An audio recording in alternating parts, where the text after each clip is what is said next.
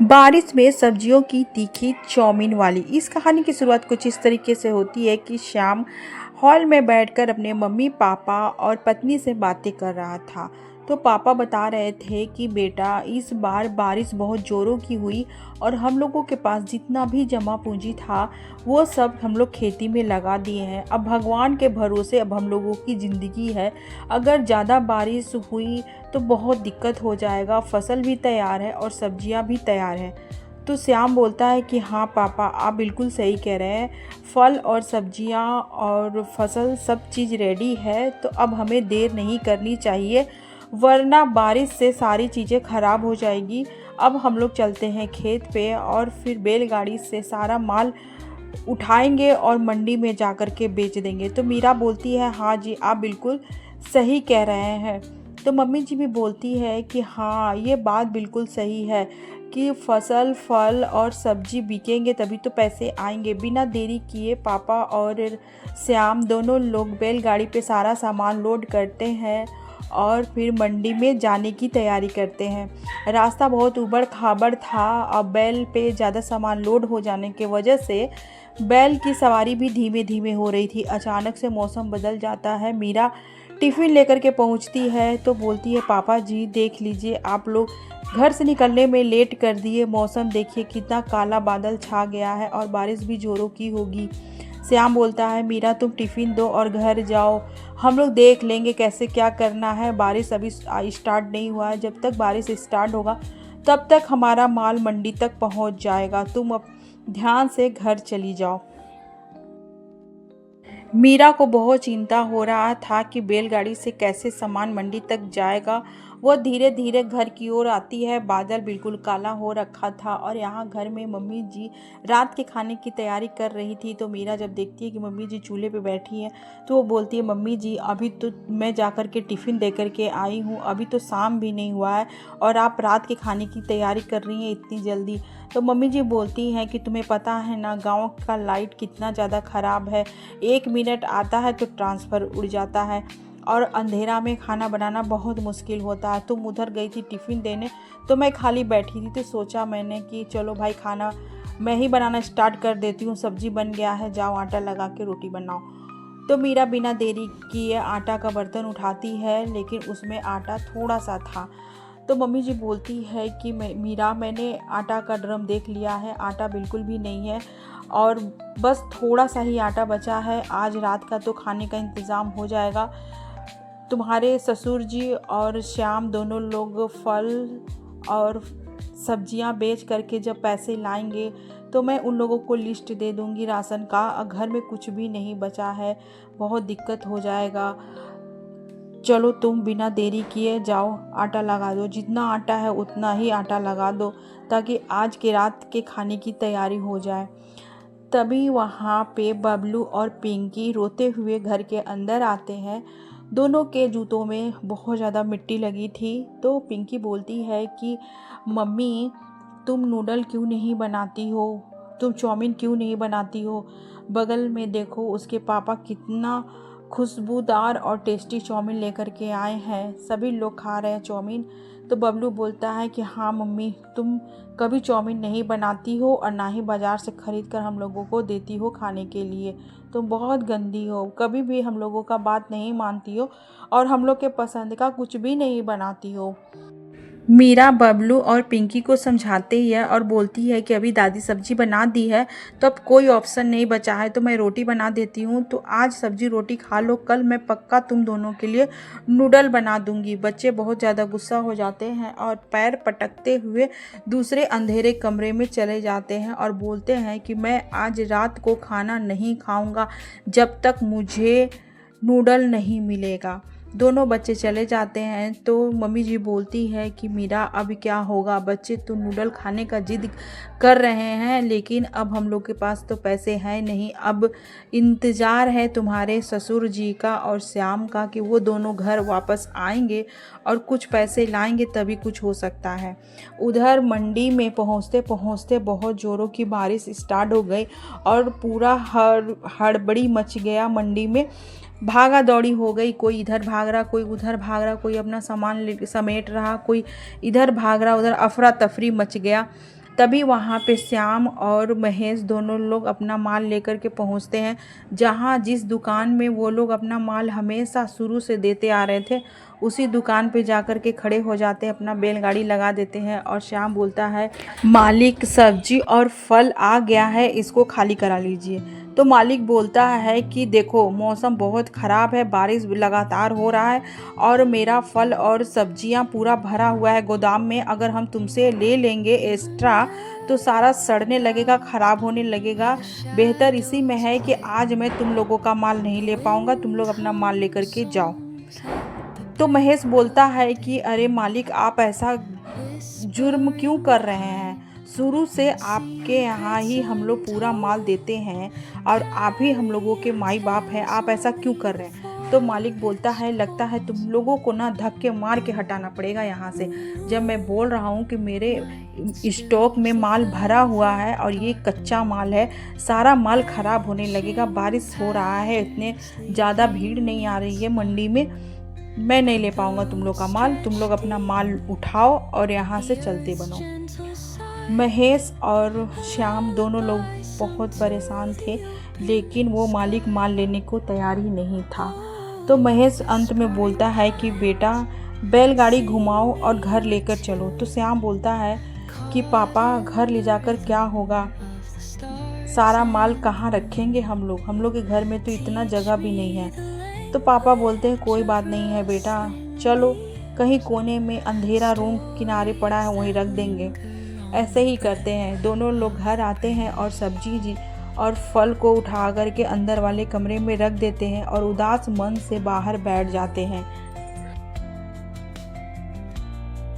थोड़ा सा आटा गूंथ कर मीरा बैठकर सोच रही थी क्या करे क्या करे। तभी उसका दिमाग चलता है और वो पतला पतला नूडल आटे का बना देती है और मम्मी जी को आवाज़ लगाती है कि मम्मी जी आप सब्जियां ले आइए और बारीक चॉप कर दीजिए। बबलू और पिंकी दोनों आकर देखते हैं और बोलते हैं कि मम्मी मैंने तुम्हें नूडल बनाने के लिए कहा था ना, तो तुम सब्जी रोटी क्यों बना रही हो? मैं नहीं खाना खाऊंगा। दोनों गुस्सा करके चले जाते हैं। मीरा एक भगोने में पानी रखती है और नमक और ऑयल डालती है। हल्का सा पानी गर्म हो जाता है तो उसमें आटे का नूडल डाल देती है और मम्मी जी से कहती है, मम्मी जी 1 मिनट नूडल को पका दिया मैंने, अब इसका मैं पानी निकाल दूंगी, नहीं तो नूडल गल जाएगा तो स्वाद उतना अच्छा नहीं आएगा। तो मम्मी जी बोलती है कि बेटा तुम ये क्या गणित लगा रही हो, इतना आटा में तो पूरे परिवार का खाना बन जाएगा और इस तरह से बर्बाद क्यों कर रही हो आटा को, नूडल क्यों बना रही हो, सारा बेकार हो जाएगा। तो मीरा बोलती है कि मम्मी जी बस आप देखते जाइए। फिर मीरा सिलबट्टे पे मसाला तैयार करती है और फिर ताज़े फ्रेश सब्जी ऐड करके बनाती है चाउमीन। खुशबू बहुत अच्छे आ रही थी और मीरा अपना दिमाग लगाकर बहुत ही टेस्टी चाउमीन बनाती है, आटा नूडल। जैसे ही नूडल बनकर तैयार हो जाता है, बबलू और पिंकी चुपके से झांक झांक कर देख रहे थे। जब देखते हैं कि मम्मी ने नूडल बनाया है, कूद कर आते हैं और बोलते हैं मम्मी सबसे पहले मुझे दो नूडल। पूरा परिवार बैठ जाता है खाने के लिए। तो मीरा सभी को एक कटोरा भर भर कर नूडल देती है खाने के लिए। तो पापा जी बोलते हैं कि बेटा ये क्या केचुआ जैसा रख दी हो खाने के लिए, आज खाने में यही बना है क्या? तो मम्मी जी बोलती है आप ना ज़्यादा सवाल जवाब मत कीजिए, बच्चे बहुत दिन से नूडल खाने का जिद कर रहे थे और हम लोगों के पास इतने पैसे नहीं थे कि हम लोग बाज़ार से नूडल लाकर बनाएं। वो तो बहू इतना समझदारी दिखाई है, इसमें आटा भी है और सब्जी भी है और मसाला भी है, आप खा के देखिए बहुत अच्छा लगेगा। तो पापा शुरू करते हैं खाना और मम्मी जी पापा जी सभी लोग खाते हैं तो बहुत ज़्यादा टेस्टी लगता है। तो बबलू बोलता है कि मम्मी कल मेरा बर्थडे है तो मैं सभी अपने दोस्तों को बुलाऊंगा और तुम सबके लिए ऐसे ही टेस्टी नूडल बनाना, मेरा बहुत तारीफ़ हो जाएगा अपने दोस्तों के सामने। मेरी बहुत बेइज्जती करते हैं मेरे दोस्त कि तुम कभी पार्टी नहीं देते हो। पार्टी का नाम सुनते ही मीरा का चेहरे का रंग उतर जाता है। तो मम्मी जी बोलती हैं कि मीरा तुम चिंता क्यों कर रही हो, जिस तरह से आज तुमने ये आटा नूडल बनाया है वैसे कल भी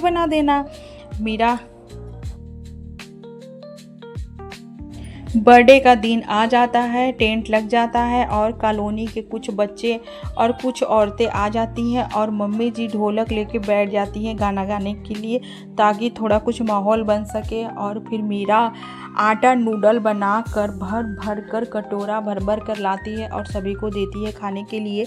तो कॉलोनी की औरतें बोलती हैं कि अरे कौशल्या, तुम तो बोलती हो बहुत गरीब है, बहुत गरीब है, और ये तो रईसों वाला नाश्ता करा रही हो तुम। ये तो बाज़ार में बहुत महंगे मिलते हैं नूडल, और तुम तो नूडल खिला रही हो। तो कौशल्या बोलती है कि अरे बहन, तुम ज़्यादा चिंता मत करो, ये मेरी बहू की कारागरी है, मेरी बहू ने दिमाग लगाकर इसे बनाया है। सभी लोग खाते पीते हैं और फिर अपने अपने घर चले जाते हैं। तभी श्याम और पिताजी दोनों लोग घर आते हैं। श्याम की आंखों में आंसू था और वो रो रहा था, बोल रहा था मीरा सब चीज़ ख़त्म हो गया। पापा जी भी बोल रहे थे कि सब चीज़ ख़त्म हो गया, खेत में कुछ भी नहीं बचा, जितना भी उपजाऊ मिट्टी था सब बह गया, लगातार बारिश इतना ज़्यादा हुआ, अब हम लोग क्या करेंगे कुछ समझ में नहीं आ रहा। तो मीरा बिना देरी किए श्याम का हाथ पकड़ती है और बोलती है आप चिंता बिल्कुल भी मत कीजिए, भगवान एक रास्ता बंद करता है तो दूसरा रास्ता चालू कर देता है। जितना उपजाऊ मिट्टी है आप लेकर के आइए घर में, और अंदर जो फालतू कमरा है, अंधेरा कमरा, ऊपर से छत टूटा फूटा है, पानी लगातार उस पर टपकते रहता है, हम लोग ऑर्गेनिक खेती करेंगे। तो पापा जी बोलते हैं कि बहू तुम क्या बोल रही हो, मेरे कुछ समझ में नहीं आ रहा है, ऐसे कैसे हो जाएगा घर में खेती। तो मम्मी जी बोलती है कि आप ज़्यादा सवाल जवाब मत करिए, जैसे बहू कहती है वैसे ही करिए। आप और श्याम दोनों लोग जा कर के उपजाऊ मिट्टी खेत में से लेकर के आइए, और हम और मीरा दोनों लोग मिलकर जितना भी घर में टब, बाल्टी, टूटा फूटा बोतल, जो भी कबाड़ का सामान है वो सब हम लोग देख लेते हैं। तभी बिना देरी किए मीरा और मम्मी जी दोनों लोग मिलकर सारी चीज़ें इकट्ठे करती हैं। तभी पापा जी और श्याम बोरी भर भर कर उपजाऊ मिट्टी ले आते हैं और ला करके घर के आंगन में रखते जाते हैं, इकट्ठा हो जाता है मिट्टी। तभी मीरा सारा कबाड़ बर्तन उठाती है और उसमें उपजाऊ मिट्टी भर देती है, और जो साथ में रखा हुआ था बीज थोड़ा सा, वो सारा बीज लगा देती है और अंधेरे वाले कमरे में रख देती है। पानी उसमें लगातार छत से टपक रहा था, ज़्यादा मात्रा में नहीं लेकिन थोड़ा थोड़ा। सभी लोग आंगन में बैठकर आराम करते हैं और अंदर ऑर्गेनिक खेती लग जाती है। 2-4 दिन बीतता है तो मीरा अपना उंगली का अंगूठी बेच देती है। उससे जो पैसे मिलते हैं वो आटा खरीद कर लाती है और फिर नूडल बना बना कर रखने लगती है। वो नूडल ज़्यादा मात्रा में बनाती है क्योंकि सब्जियां जब तैयार हो जाएगा तो वो नूडल बनाकर बेच सके। नूडल बनाने में हेल्प कर रहे थे उसके ससुर जी और श्याम और मम्मी जी। सभी लोग मिल करके नूडल बनाते हैं और उसे सुखा कर एक ड्रम में भर भर कर रखते हैं। मम्मी जी को पूरा विश्वास था कि मीरा जो भी करेगी वो अच्छा करेगी। कुछ ही दिनों के बाद इधर ड्रम भर भर कर नूडल भी बन जाता और सब्जियां भी उग जाती हैं। तो मम्मी जी बोलती हैं कि अब तो सब चीज़ तैयार है। तो मीरा फटाक से बिना देरी किए नूडल बनाती है, टिफ़िन में भरती है और बोलती है कि मैं गांव-गांव में ले जाकर बेचूंगी। बारिश बहुत ज़ोरों का हो रहा था और मीरा टिफ़िन लेकर के जा रही थी, फिसलकर गिर जाती है, टिफ़िन खुल जाता है और सारा नूडल सड़क पे मिट्टी में सन जाता है। मीरा रोते रोते घर आती है तो मम्मी जी बोलती हैं क्या हुआ बेटा, टिफ़िन को नहीं बचा पाई, गिर गया, टिफ़िन खुल गया, सारा गिर गया मैगी नूडल। मीरा बोलती है कि हाँ मम्मी जी ऐसे ही हुआ, अब मैं क्या करूँ कुछ समझ में नहीं आ रहा है। तभी बबलू बोलता है कि मम्मी तुम टिफ़िन मत घर घर ले जा कर के दो, तुम खुद अपना दुकान करो। घर के आगे जो चबूतरा है उसी पे अपना दुकान लगा लो, चूल्हा बनाकर कढ़ाई रख दो। तो मम्मी जी बोलती हैं कि अरे वाह बेटा, तुमने तो बहुत अच्छा आइडिया दिया है, मैं ऐसा ही करूँगी। वैसे ही पापा जी और श्याम भी घर में आते हैं तो मीरा उन दोनों को सारी बात बताती है। तो घर के आगे 4 खंभा लगाकर और उस पर छत लगाकर प्लास्टिक का बहुत मजबूती से बांध कर श्याम और उसके पिताजी दोनों लोग दुकान बना देते हैं, और मीरा बिना देरी किए एक बड़ा सा चूल्हा बना देती है। और फिर मम्मी जी पूरा सब्जियां काटती हैं। नूडल तो ऑलमोस्ट बनकर रखा ही था। अब देरी किस बात की, चूल्हा रेडी है और सब्जियां भी कट है।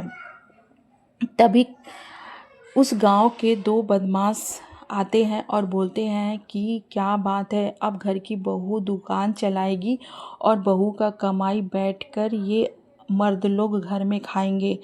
तभी पापा जी आते हैं और बोलते हैं कि तुम ना अपने जबान में लगाम दो, हम लोग चोरी चकारी नहीं कर रहे, मेहनत का रोटी खाएंगे। हम लोग मेहनत करेंगे और अपने मेहनत से दो पैसे कमाएंगे।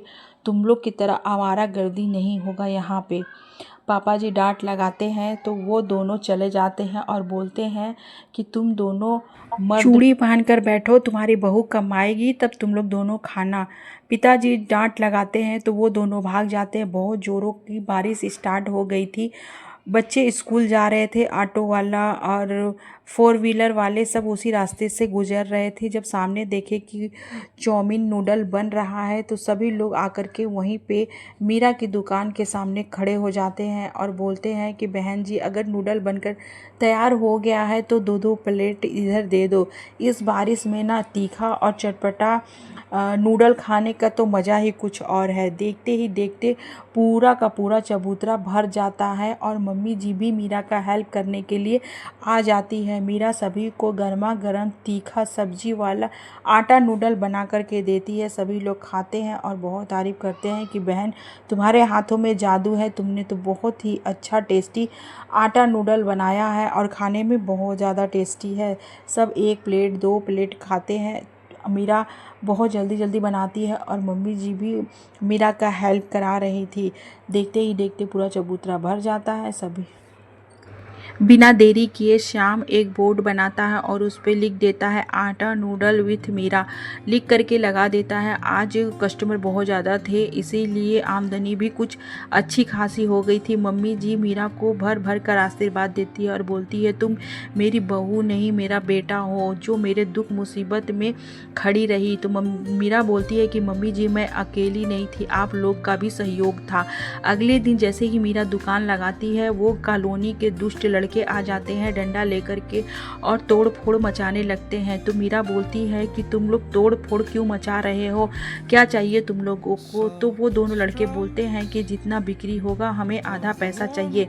तो पापा जी बोलते हैं कि ये ज़मीन मेरा है और घर भी मेरा है, तो फिर मैं तुम्हें पैसे क्यों दूँ। वो दोनों नहीं मानते हैं और तोड़ फोड़ मचाने लगते हैं। पूरा कढ़ाई का चाउमीन गिरा देते हैं और सारा सॉस का बोतल भी तोड़ने लगते हैं। मीरा बहुत मिन्नत करने लगती है कि ऐसा मत करो, हम लोग बहुत गरीब हैं, हम गरीब पे दया करो। लेकिन वो दोनों मानने को तैयार नहीं थे और सारा तोड़ फोड़ मचा देते हैं। तो पापा जी आते हैं और उन लोगों को डांट लगाते हैं, लेकिन पापा जी की डांट का कोई असर नहीं होता है। श्याम आगे बढ़कर रोकने की कोशिश करता है, तभी एक डंडा श्याम को लग जाता है और श्याम वहीं पे गिर जाता है ज़मीन में। मीरा यह देखकर बहुत घबरा जाती है। जितना कस्टमर थे सब में हफरा तफरी मच जाता है। सारे कस्टमर इधर के उधर भागने लगते हैं। मीरा बिना देरी किए श्याम के पास आती है और श्याम को उठाती है और बोलती है कि आपको ज़्यादा चोट तो नहीं लगी। श्याम बोलता है, नहीं मैं तो ठीक हूँ, और लेकिन मेरा काम ख़त्म हो गया। देखो, जो चाउमीन का हम लोग स्टॉल लगाए थे वो सब ख़त्म हो गया। मम्मी जी बहुत ज़ोर ज़ोर से रोने लगती है और पापा जी बोलते हैं कि हम लोगों के नसीब में पता नहीं क्या लिखा है।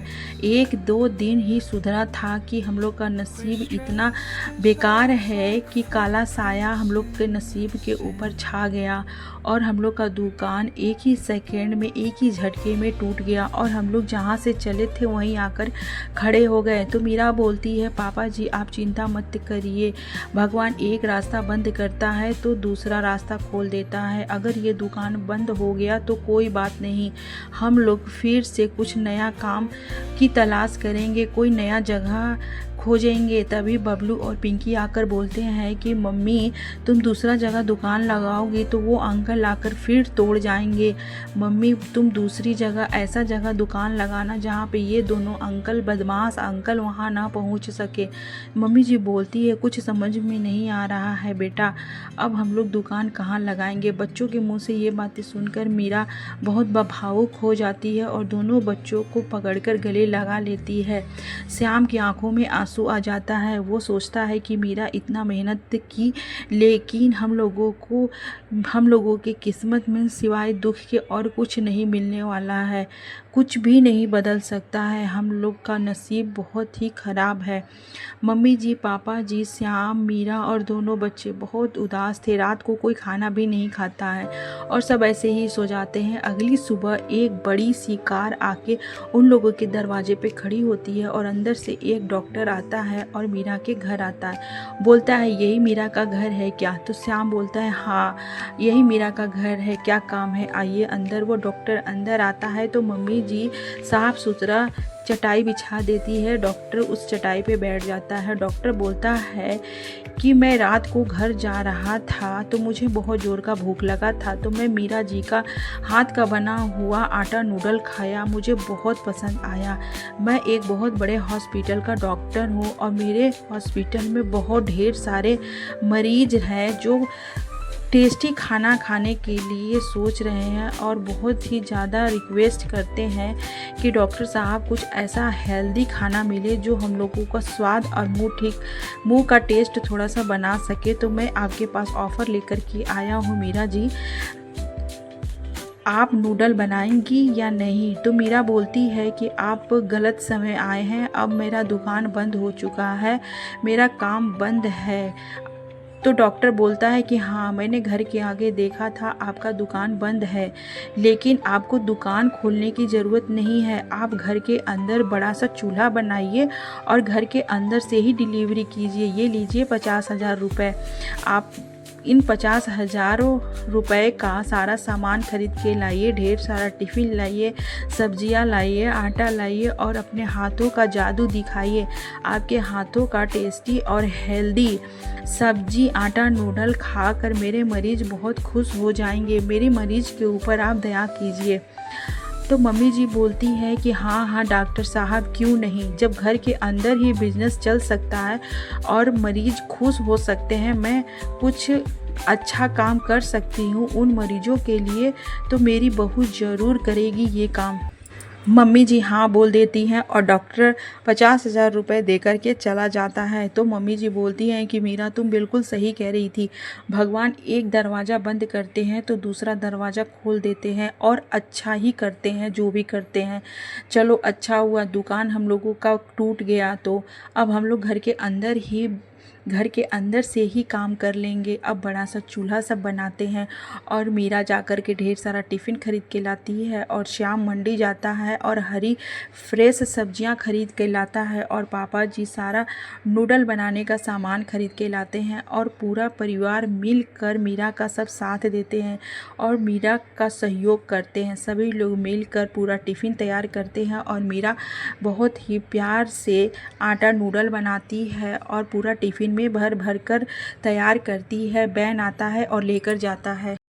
अब वो गांव के दुष्ट दोनों लड़के कुछ नहीं कर सकते थे, क्योंकि अब उन लोगों का मीरा के बिजनेस के ऊपर कोई भी फ़र्क पड़ने वाला नहीं था। वो लोग चुपचाप खड़ा होकर किनारे सारा चीज़ें देख रहे थे, लेकिन उन लोगों का हिम्मत नहीं था कि वो आकर के कुछ ऑब्जेक्शन कर सके।